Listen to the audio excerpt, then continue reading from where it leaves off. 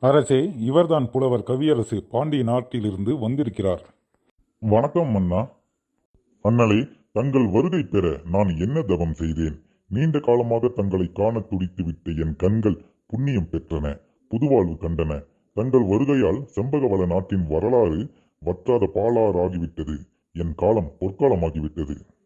மன்னா, மட்டற்ற மகிழ்ச்சி. உங்களை இதற்கு முன் காணவில்லை என்றாலும் கண்டவர்களால் சொல்ல கேட்டதுண்டு. உங்களை காணாமலே கருத்தால் கவர்ந்தவன் நான். பாண்டிய அவையிலே நான் உரையாடும் போதெல்லாம் உன் குறையாத புகழை கேட்டு ஆனந்தம் அடைந்தேன். வார்த்தைகளை எல்லாம் அங்கு கேட்டேன், வடிவத்தை இங்கு கண்டேன். வண்டமிழால் என் திசையும் பாடி வரும் பாவலரே, தங்கள் வருகை என் பெருமை. வாருங்கள், இப்படி அமருங்கள். செம்பகவள நாட்டின் காவலா, வரம்பில்லா புகழ் கயிற்றால் என்னை வளைத்துக் கொண்டாய்.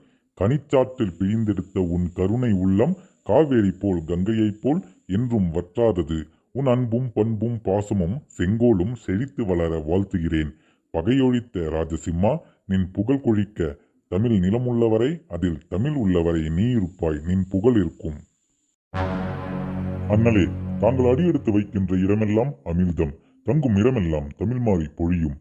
தங்கள் பாதம் பட்ட இடம் எங்கள் சந்ததிகள் முத்தமிடும் மணிமகுடம். நெடுநாட்களாக என் நினைவு தடாகத்தில் நிமிராது நின்ற தாமரை இன்று இந்த ஆதவன் வருகையால் நிமிர்ந்தது, விரிந்தது, மலர்ந்தே விட்டது.